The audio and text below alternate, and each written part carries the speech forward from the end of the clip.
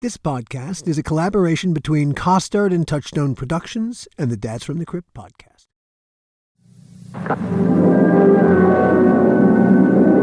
I'm William Castle, and I feel obligated to warn you about the next attraction you will see at this theater.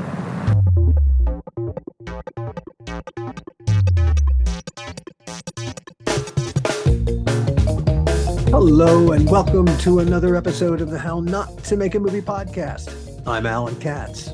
If you're watching or listening to us on YouTube, please give us a like. And whether you're enjoying us via YouTube, your favorite podcast provider, or our website, please do subscribe. All those things, liking and subscribing, they add up and they help us do this. They really do. Okay, I'll stop nagging for now. Way earlier in the season, we interviewed Terry Castle, daughter of movie-making legend William Castle.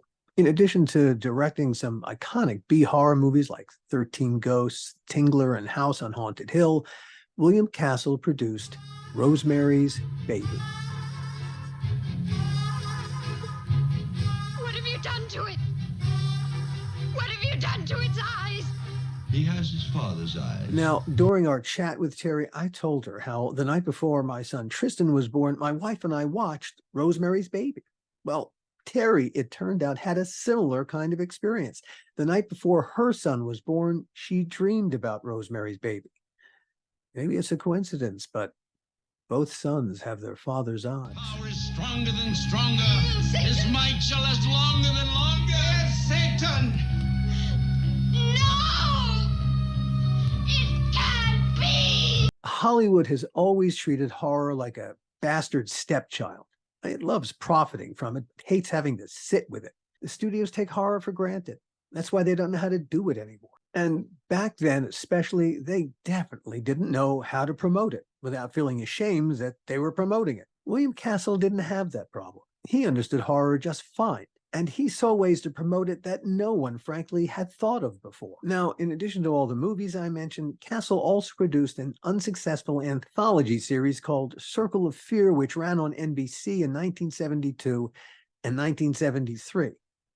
Yeah, I have no memory of it either. But Castle himself appeared in an episode called The Graveyard Shift, playing an old movie studio boss whose studio is up for sale. Nobody did it any better than we did.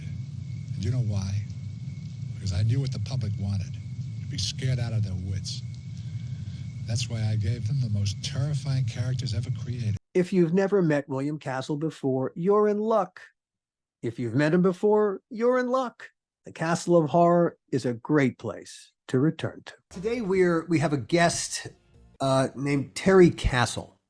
And Terry, her dad was a filmmaker named William Castle, and perhaps some of you know who that is. I'm William Castle. I suspect if you're tuning in, you probably do, but if you don't, we're going to introduce you to an amazing person, an amazing filmmaker from the point of view of his daughter, Terry.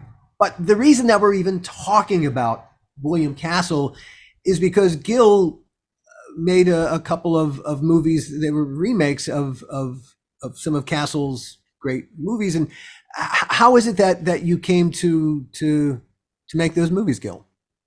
Well, Joel had done a partnership with Bob Zemeckis, and they created a company called Dark Castle. All right. And they invited me actually to join them in a smaller way to make some. They weren't offering you a partnership. No, they weren't offering me an equal partnership.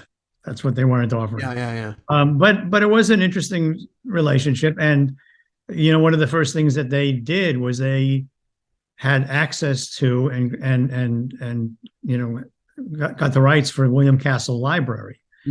At the same time, Dick Donner was getting the rights for all the Hammer movies, the English company Hammer. Oh. And so there was a bit of a competition going on between Dick and Joel in those days. But what? Yeah. Oh, no. Hard to believe, right? But we went ahead and we did a remake of House on Haunted Hill. That was the first one? That was the first one. And then the second one, we did 13 Ghosts. Right. And my favorite was the Tingler, which I desperately wanted to make. And that was going to be the third one, which we never got there. We just never got to doing it. Why did you, boy, we have a way of dying after the second film project. What the fuck? Yeah, no, I don't think they liked it as much as I did. And also there were some issues with how do you present some of the physical stuff in a contemporary way that's not laughable. I mean, some of the stuff in the original one, as we'll discuss with Terry, is, you know, some of the stuff where I recognize something as a real physical something, and they're saying it's scary and it's inside the body. The audience had evolved considerably since William Castle made his movies in the I would hope so. late 50s, early 60s, when the audience became way more sophisticated. Oh yeah, this is like what, 50 years later, 40 years later. Yeah. And it was a very different world, and it was a different, but the basic tenet of the stories were good ones. Sometimes they got a little off, the effects and how he presented some things were like a little wacky and a little dopey. But the audience accepted it and liked it. We couldn't do that today. We couldn't do that when we made those movies.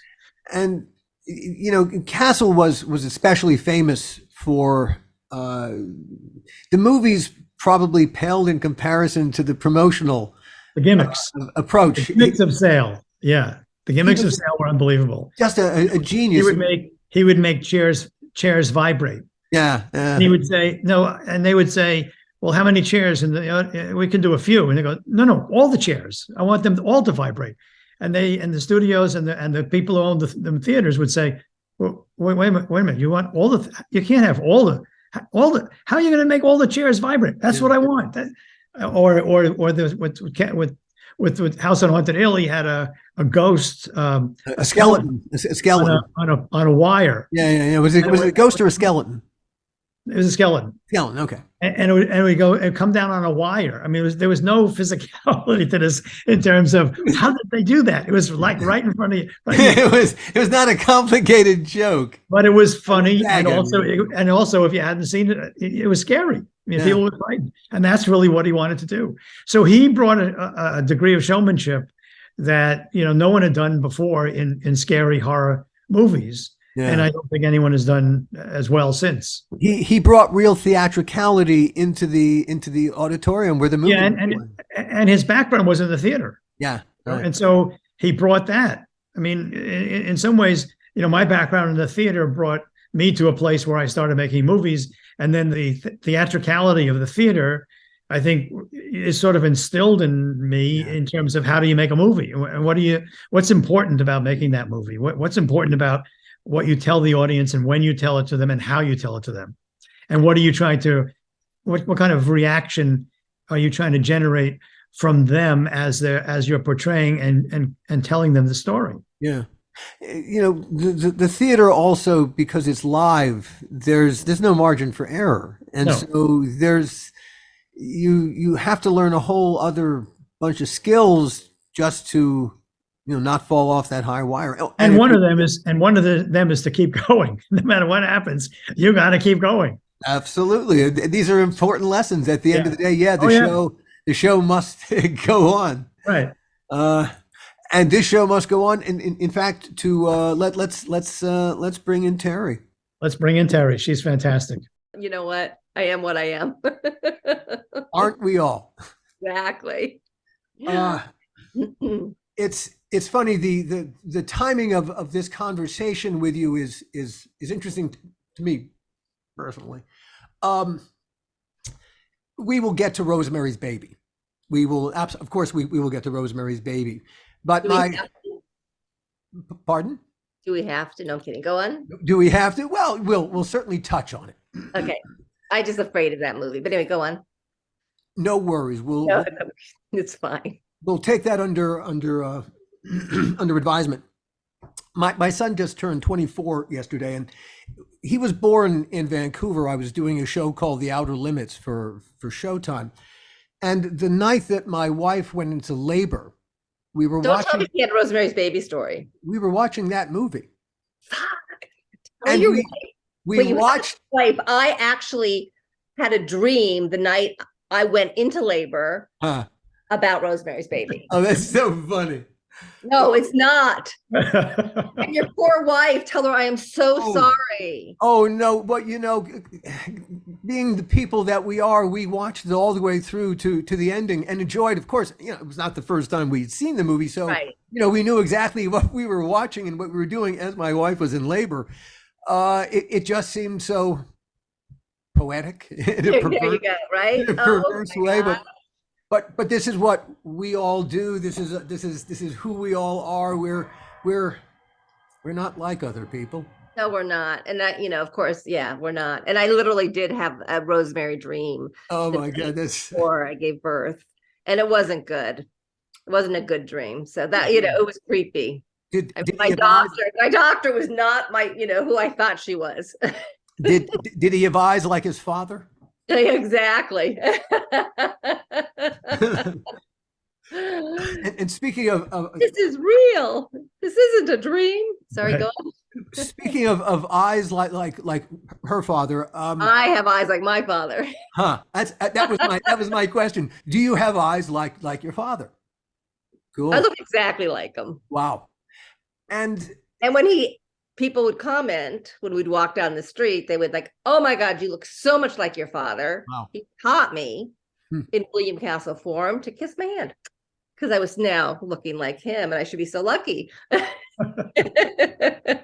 what a remarkable God, there's something Horatio Alger like about your dad. Can I just tell you the best part about Dad? Yeah. Nicest man in the world. So it seems. Joel Silver, So is who? Joel Silver, the opposite. Well, it's funny, and we will come to this. I felt tremendous.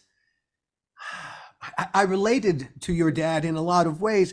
He had an odd relationship with Harry Cohn, that Gil and I have. Right. To Joel Silver, there's a monster that we have to deal with and But survive. Dad respected him. Yeah, but again, we're Right. jumping all over the place, and in order to get to be that person, your dad, the first 10 years of his life, there were two very big hardships that, under normal circumstances, might not produce a person quite like your dad. He lost his mom at 9 and his dad at 10. 11, yeah. What He was orphaned. what And then happened? his mother died of pneumonia, and then his father died of a heart attack.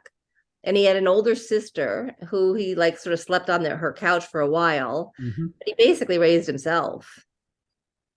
And where was that? Where were they? He was in New York. They lived in New York. Yeah, up in Yes. up in Riverside Drive. Oh, right. The story really is quite amazing. Right? He was it 9? He sees Dracula. Is it 9 years old? He sees Bela With my Lugosi grandfather. Yeah.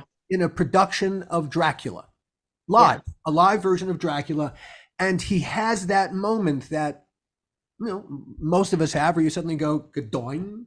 I know Right. why I'm here. I know what I have to do, and I certainly know what I want to do.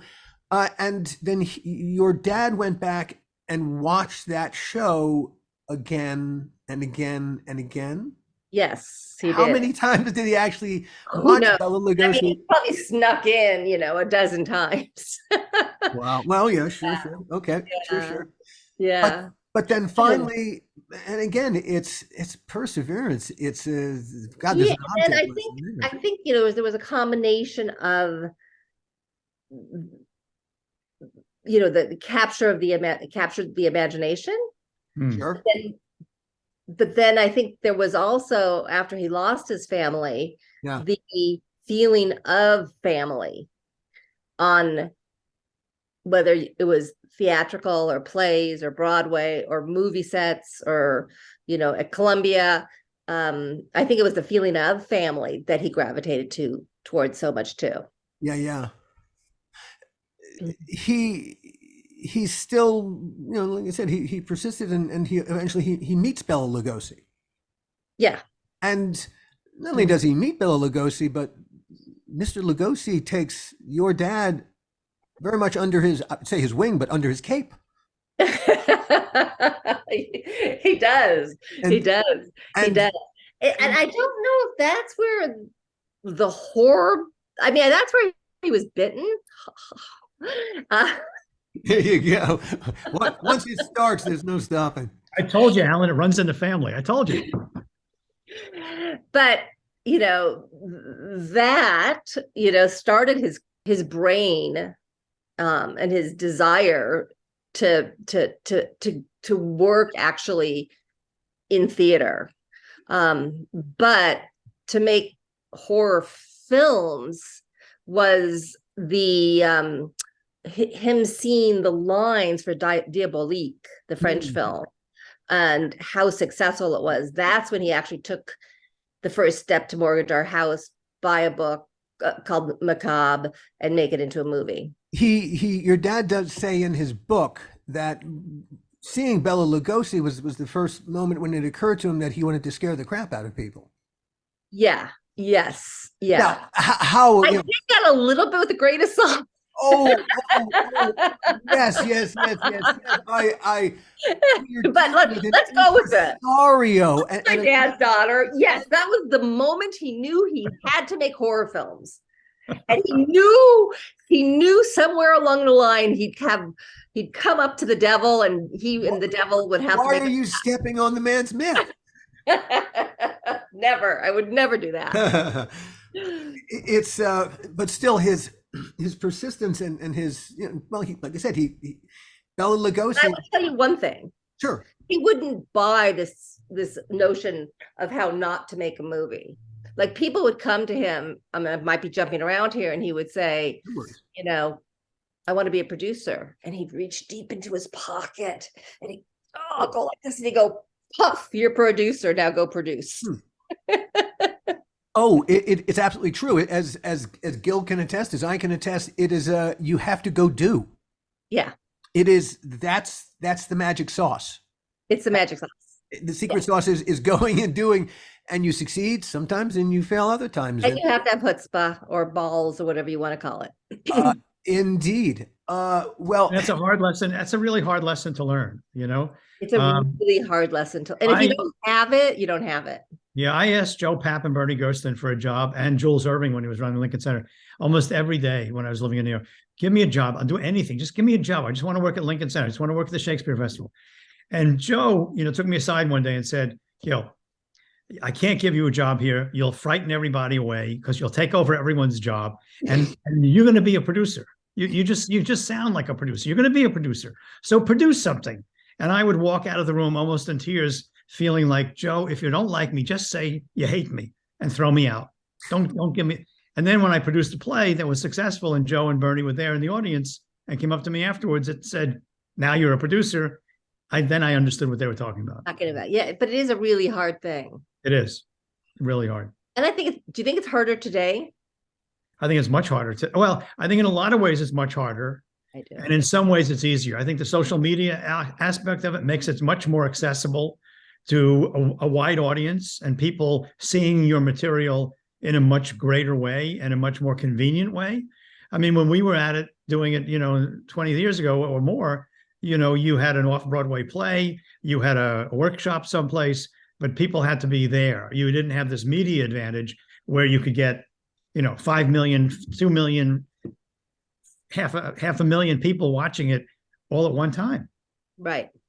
So that makes it much more accessible. And I think the people who are looking to finance those kinds of projects are much more into looking at that arena now than they ever have before. So it's a lot easier in a way, but I think the competition is much greater. That makes sense to me. Yeah. Yeah. I'm going to drag us back to Bela Lugosi. Okay. Because I think it's the rain that's bringing out Bella. But because it really has to do with, with the stage, because I think your dad took a lot away from his experience with the stage. He did. Everything at 15 years old, he drops out of school. Yeah. And he becomes a theater creature.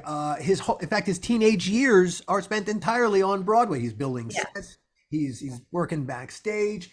Sometimes he's even acting. Anything. He would do anything. Yeah, We'll yeah, talk- yeah, yeah, yeah. And we're also talking about a time where there was no money, and So he was living in Greenwich Village, and not being able to pay his rent, and had Yeah. this amazing landlord, and he would do it. He was hungry. I mean, he was literally hungry. Yeah. yet That's his a huge thing too, hey, it is the greatest motivator going. right? But then he also combined that hunger, Right. the ambition, with now he has come of age really in the theater, and his sense of the spectacle is quite theatrical. Right. And he's come really he has now been, his mentor is a very melodramatic performer. Character, right. And yeah, who really, it's all about shtick. Yeah, that combined with hunger and fear is what made Dad the showman Hmm. that he became. And So he, in order his path to become the showman, because I want our audience to appreciate how you get to be a William Castle. Coming from where you come from, but then okay, so he spends a lot. You read his book, right? I've seen portions of it. It's an amazing story. It's simply amazing. But I'm more Documentary. but there's stuff that he has left out, which has to do with the personal. Okay. Which is really where, that's really where I want to plot, I want to establish certain things.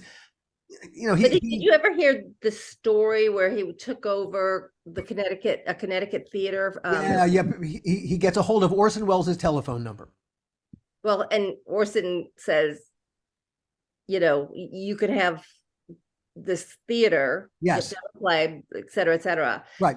and there's many, Dad tells the story in great detail, but he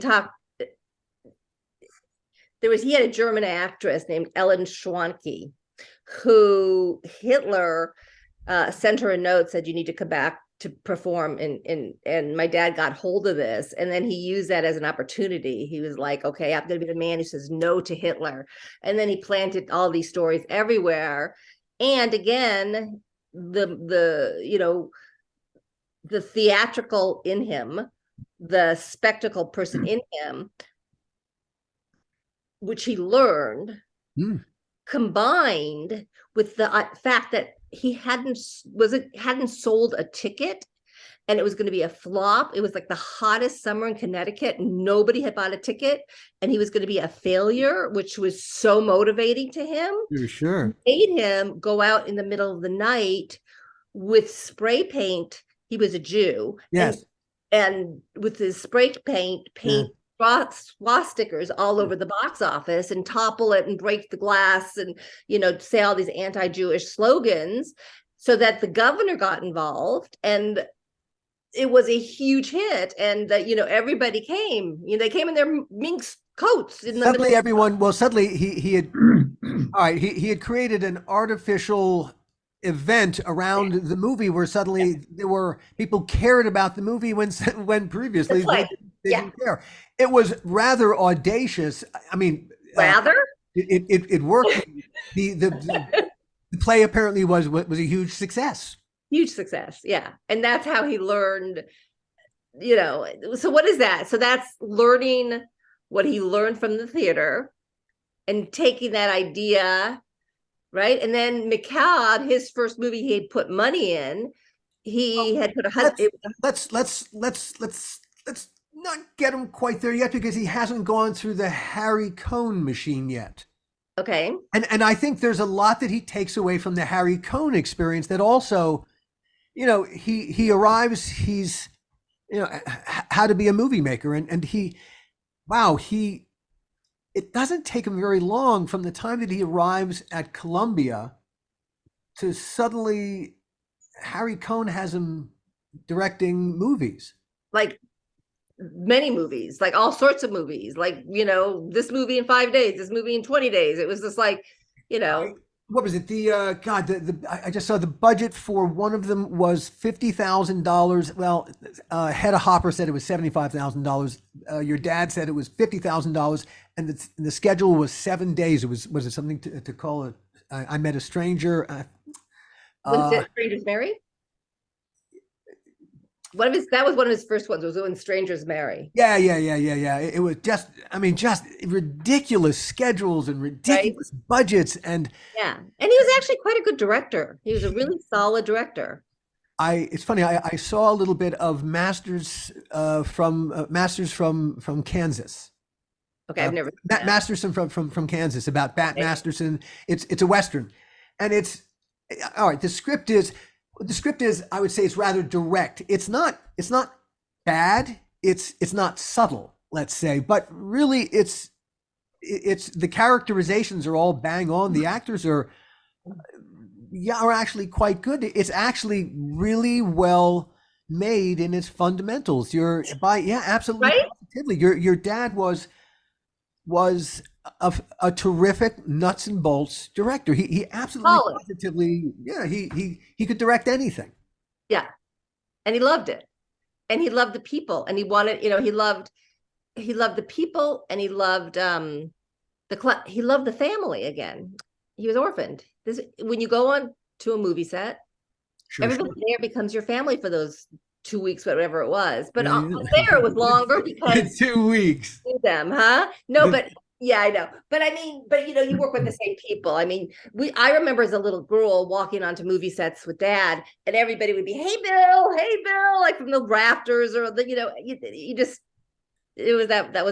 was the relationships. That makes such sense that a man who really his family was taken away from him found family in this world. And I'm sure the theater world was family, because that's the nature of the theater world.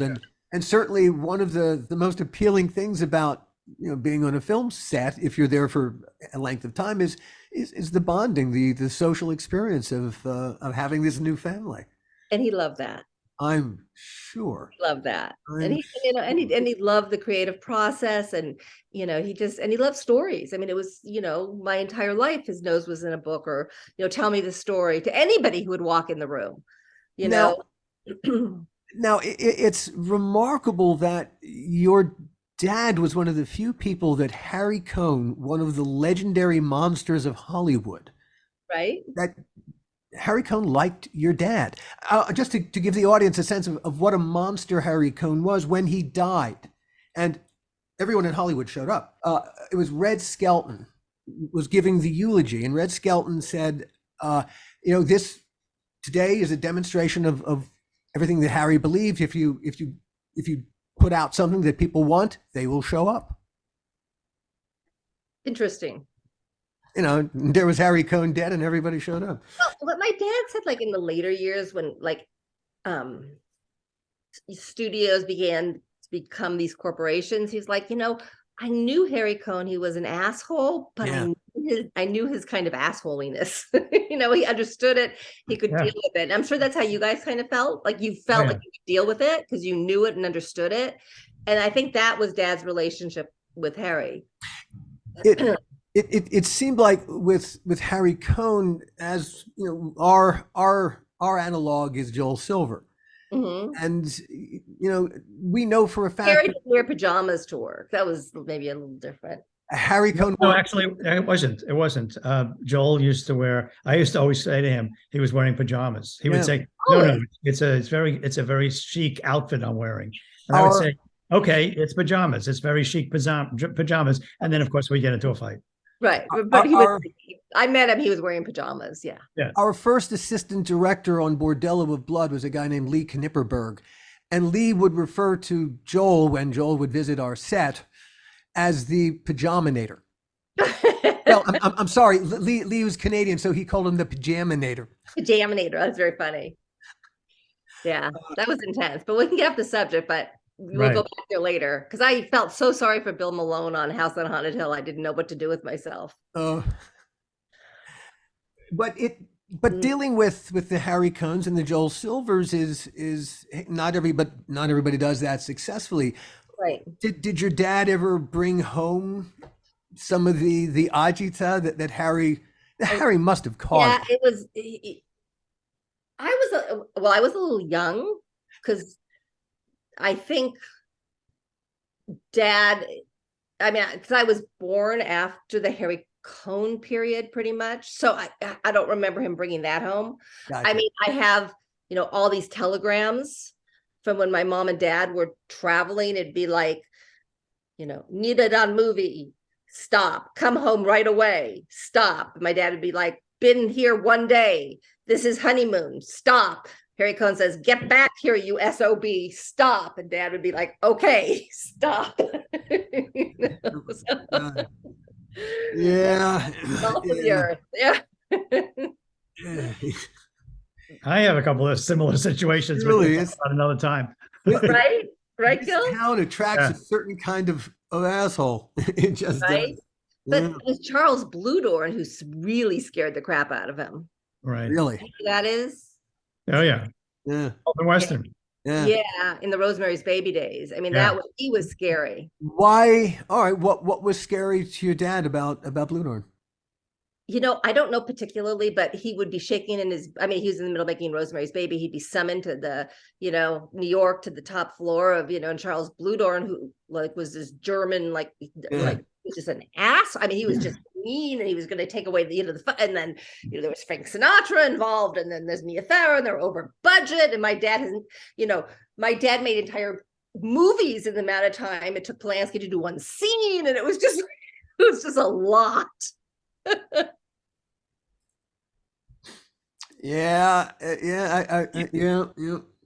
So Dad had to stick up for Roman, and meanwhile, he's going crazy because it's like, oh my God, he just 400 takes. I would have been, And where was Bob Evans in all this?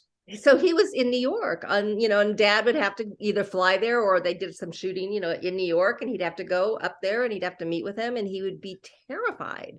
I mean, I literally remember him being I was really young. I always laughed. I'm like, I was 11 when I met Roman Polanski. Did your dad ever feel, you might not know the answer to this, but, considering just the executives he'd have to deal with, maybe a little grateful that he wasn't directing the picture? No. He loved how it came out, but he got very sick after that movie, and he never was able to he was never able to make an A film. And for my dad, he died being a failure. He wasn't in the A class filmmakers, so there's that whole story, so yeah, no. Well, all right. Alas, if we could only live to see how history treats us, right? I think he would have been. I know he would have blown away. He would have been thrilled to pieces, because really, I mean, people are watching The Tingler. People are watching, all the originals, and they're loving the gimmicks, and they're laughing, and they're watching, Vincent Price take his first LSD trip, and it's so much fun. I mean, so in 1958, that's when suddenly really the William Castle that the world really appreciates. Although, there were some good movies before then. I mean, are there any? Or before we go into the William Castle Productions days, are there any of his his directorial pictures that really deserve more love in your mind?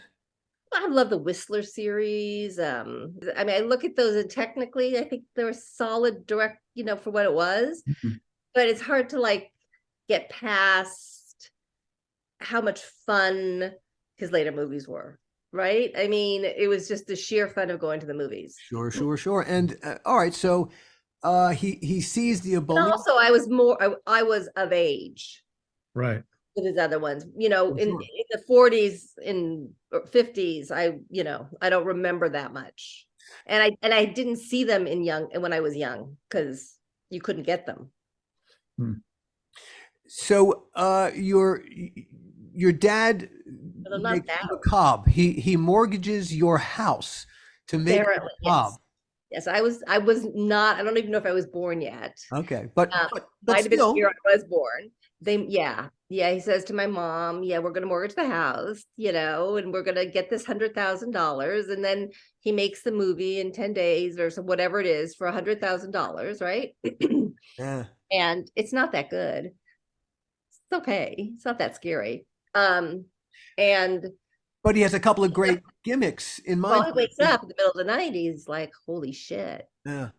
nobody comes. But it almost doesn't matter what the movie is. All right, so he has the idea for the $1 million life Hey, insurance he wakes policy. up in the middle of the night, he's like, no one's gonna come. What am I gonna do?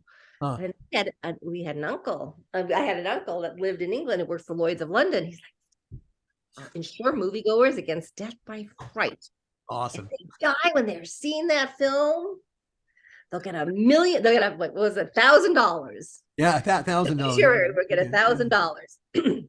They lined up. They wanted to see. Oh God, this thing must be so scary. I mean, people are dying in the theaters and getting cash. And it was odd, again, like it was the showmanship from like those days, like you said, like from, when he was a kid, but it was also out of fear. It's like, no one's going to come see my movie. What can I do to get people in? Yeah. Oh, yeah. But people against death by fright. And when that was such a success, he kept it going. he was really way, way, way ahead of the curve. He understood branding. He branded himself Such a huge way that I mean, he would go to Youngstown, Ohio, and he would be there when the movie opened. He'd go everywhere with those movies, and he would open those movies, and he would get skeleton keys from wonderful people, and to like these tiny towns as the movies opened. When did the logo come about? With this guy, I don't know exactly what year that happened. I don't know. That's a good question. I don't know. I mean, the man was. I don't ever remember it not being there, so I don't know. That's a rather interesting way for a person he's not an actor. He's a director and a producer, and he's got a. I'm walking because no worries. It's quite a remarkable. Yeah, I mean, I even have. I'm sorry, I'm walking. No worries. Oh, yes. The logo. Yeah. My cocktail napkins that were his. The walk. Huh? It was worth the walk. Here, do you want to see something else that's really wild? Can you see this? Yeah, it's a picture. It looks like Santa Claus. Yeah. And Santa Claus has a cigar. Is that your dad? Is Santa Claus from? No, who else could it be? You see, there you go. It's hard to read the words. You're going to have to fill in the blank. Orson family from Orson. From Orson. Oh, good God. Hey, it's not everybody that has a Christmas card from Orson Welles. Here's another one. Oh my God. Oh, wow. This is awesome stuff. Oh, thank you so much for showing this to us. Multiple hand-drawn Christmas cards from and by Orson Welles. I found those. I'm like, I'm framing those and putting them up. Wow. Oh my God. But those must be worth. Oh my good Lord. Oh. Who knows? I don't know. They're worth everything to me because it's. They're fantastic. And look at War of the Worlds. I mean, that's also, I think, something that influenced Dad. I mean, how could it not? You sent everyone into panic over a story that you Right? were producing, Right? a made-up story. That's the greatest publicity you could possibly want. I do think that had a huge influence on Dad. And of all the people to be influenced by, Right. It's like all the confluence is kind of like, yeah. And to a degree, it kind of reflects, was it Oscar Wilde said, it's better to be talked about than not talked about. Right. All publicity is good publicity. What are you talking about? Yeah. It's the same, but that is the impresario's way of thinking. Right.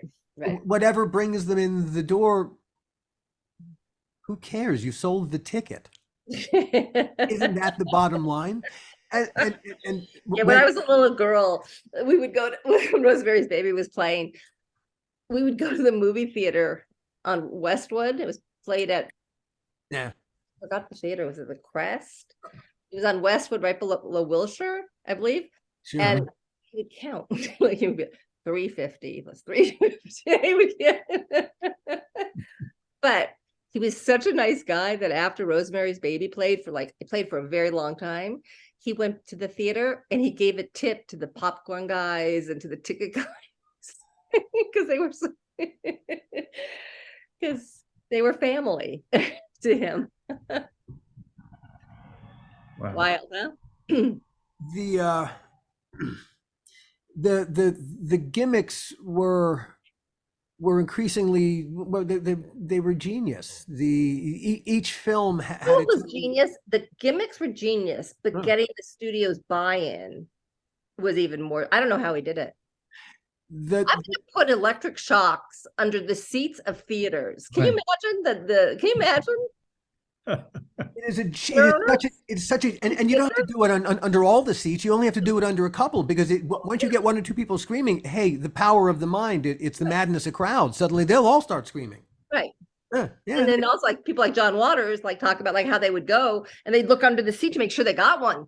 Yeah. Oh yeah. I can imagine. He is one of your dad's biggest fans. Yeah, he is. John Waters. And I have a certain appreciation for Waters because I grew up in Baltimore. So yeah, Perfect. There you it go. all comes around. I love John Waters. He's the nicest man. It was odd. Yeah, he was a great. Yeah, I love John. I just happened to pick up the phone in William Castle Fast and called Bruce Berman, who my sister knew, and he thought I was my sister. So I just played along. Right. And I said, could I come and talk to you? I think we should remake House on Haunted Hill. And he said, come on in. So I flew down. I was living up in the Bay Area.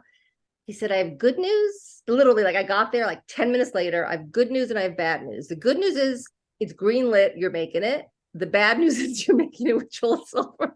I didn't know what he meant. I had no idea. Yeah, you were back. The most interesting part of the entire thing is now I know House on Haunted Hill is in the public domain. Wow. Like Warner's didn't even have the rights. I mean, it's in the public domain. They claim to have the rights, but they don't. Alan, what she's saying is that it was in the public domain when Warner Brothers and Oh, yeah. That just got and me they thought thinking. they had to buy it. Oh, oh my. All right, let's take a step. Thank you for wrenching my eyes open. All right, so go back and please explain that, because it went past me. I don't want to go past. The public. What happened is there's many different libraries, because it was done with a library allied artists, and then that was bought. And many times, but no, I didn't own the rights to it either, Gil. It was literally in the public domain. Somebody just registered it incorrectly and it fell in the public domain, and Warner Brothers didn't I mean, they probably knew, but they didn't say anything. I mean, really, anybody out there, come on, let's do it. I want to do a prequel to it.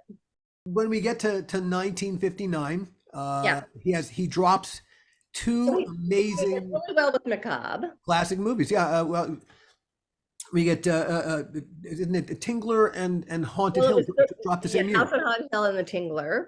Yeah. I mean, wow, what House on Haunted Hill, the gimmick there was emergo or emergo, however you want to pronounce it, and that's when the skeleton comes out of the vat of acid, it flies through the theater. Yes. You know, it's funny, as I was reading some people's experiences of it, people who would just go again and again, and after a while they knew it was coming. They would be shooting at it. They would shoot popcorn. Yeah, things at it, which kind of, and it was kind of this limp, kind of like stupid skeleton. It wasn't even a good skeleton. Right. But it was skeleton. But in time, this now becomes part of the audience participation in the movie. Totally. Which is which anticipates Rocky Horror Picture Show. Right. If you think about it. Right. Which is entirely, it's gone from what's happening on the screen and what's happening out in the audience are intensely related. Right. I just continue to marvel, at and then the Tingler, it's like, what do you do with the Tingler? Well, obviously you have to, put electric shocks under the seats. I mean, isn't that just like, a no-brainer? The Tingler was always my favorite. The Tingler I loved. I always loved the Tingler.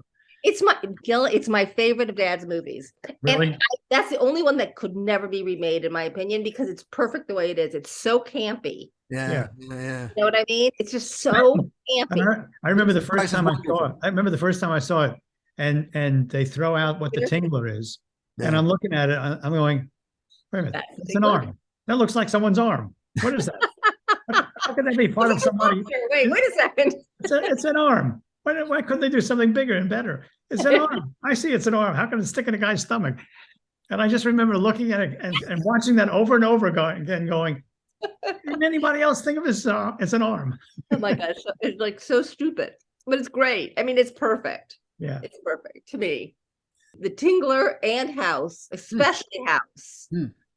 I thought Rob White did a great. I thought it was so well written. I mean, you can really tell that Rob White had a problem with women, but it's really well written. They're both really well written. And I thought Dick Beebe did a really good job too on House on Haunted Hill, the remake. Yeah, I did too. Didn't you? Yeah. I thought he did a really good job. Yeah. It took a while. It took a while to get there, though. I mean, with all of these kinds of scripts, to be respectful of the original, which we were really, really concerned about, and yet make it contemporary for an audience today, was not an easy task. And we went through a lot of different imaginations about how to treat character and how to treat women and how to treat the horror in so many different ways to get to where we finally got to. When we were shooting, I remember there wasn't really an end until somewhere in the middle. Yeah. That was another. We'll fix it with an ADR line. Yeah, right. Well, in the sequel, we'll explain how it ended. Your dad had an interesting relationship with Alfred Hitchcock. Yes. A competitive relationship. I assume that they also at Friendly. It was a friendly. Yeah. Yeah. That they would hang out. Dad pretty much thought Dad thought he was just amazing. I love Hitchcock, but I mean, wasn't it Psycho where it was like, all of a sudden there's a gimmick with Psycho, you can't enter the theater if it's started. Right. So, I mean, there's a little back and forth. Well, and then Dad does Homicidal, which kind of has themes of Psycho in it, right? But hey, if the market's saying everyone's doing the right thing, and yeah, you begin to feed off each other. That's to be expected. And in the case of Hitchcock, he's just borrowing from the best, wasn't he? Yeah. Your dad.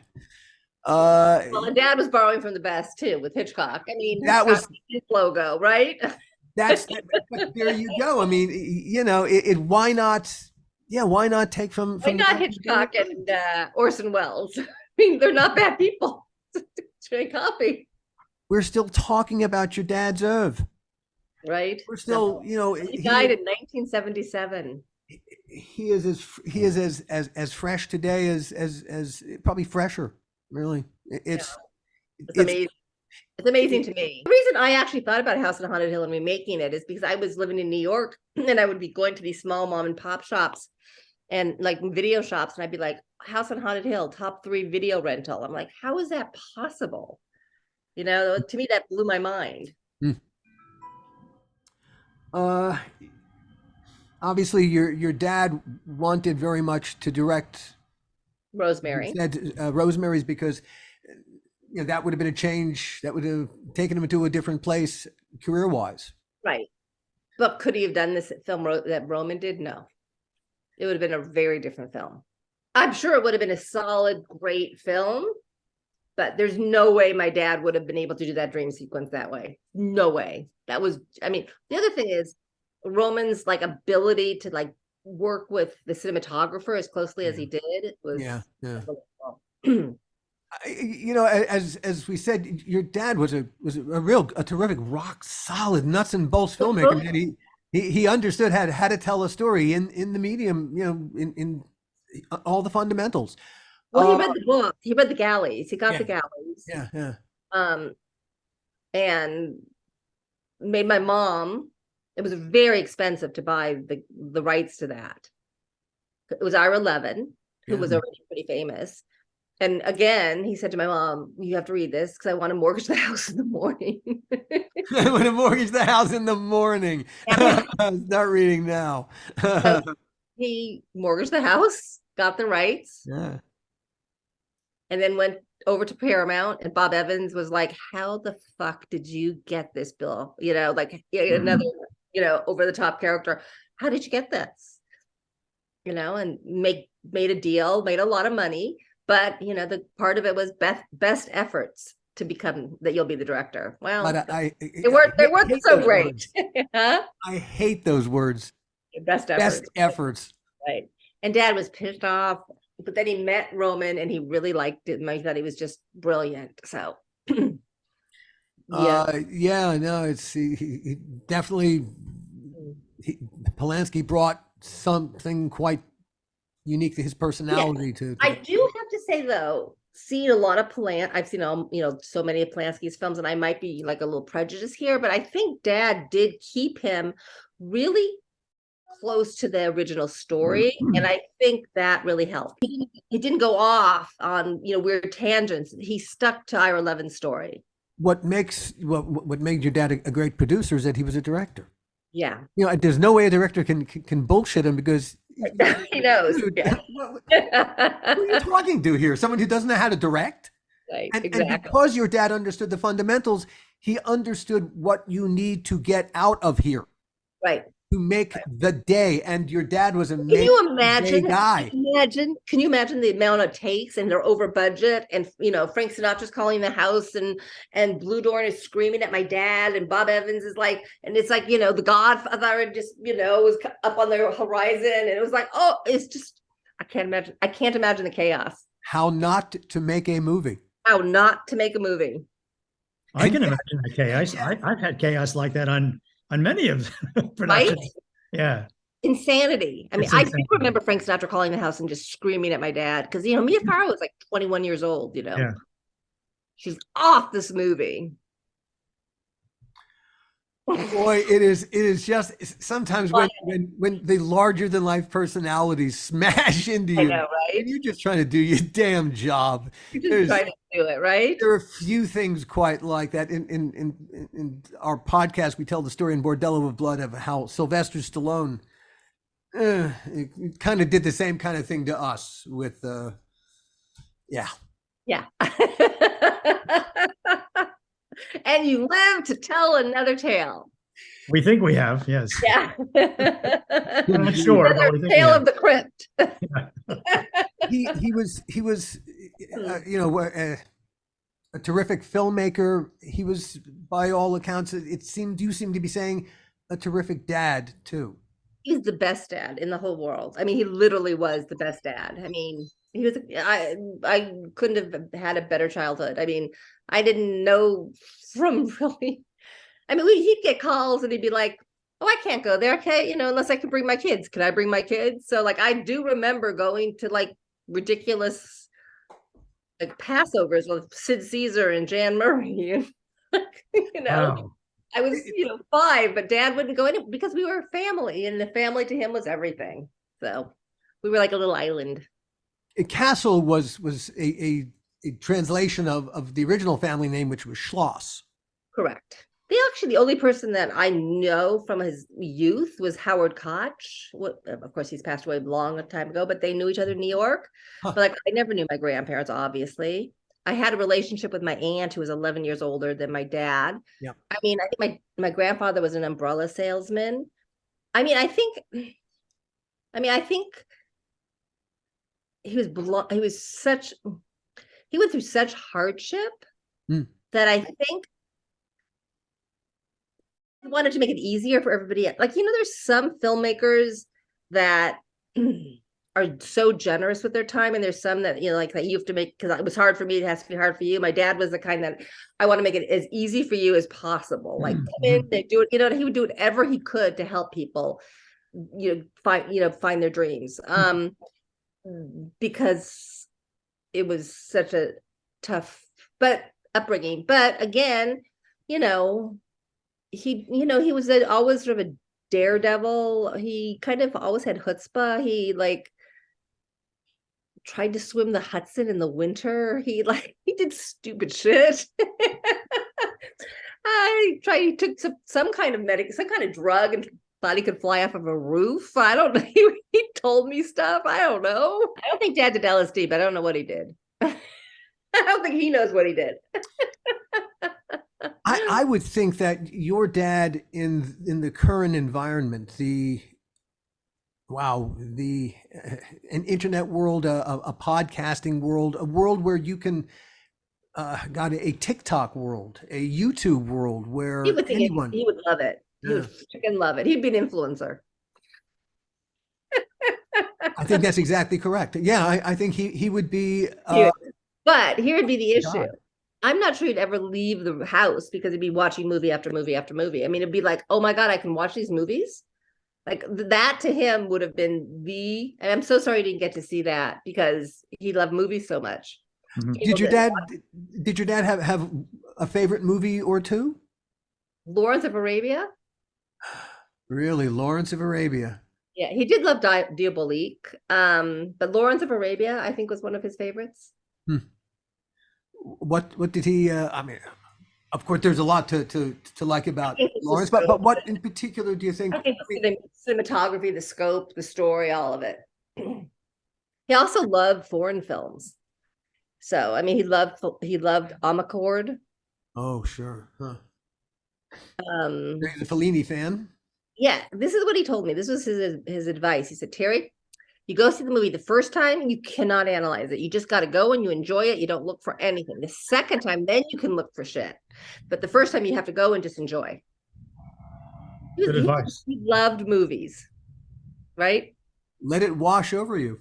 He Yeah. loved movies. Really was an exceptionally talented man, gone too soon.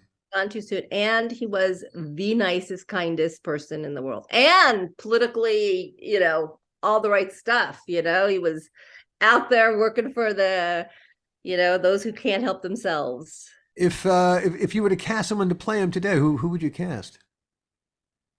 Gil Adler. Oh, stop drinking before we do an interview, will you please? And on that bombshell. Thanks for the compliment, though. This has been an exquisite conversation, Terry. Thank you so much Very nice to meet you. for Gil. taking us inside your life with really Dad. an amazing dad. Yeah, he was just an amazing dad. Everything else was like gravy.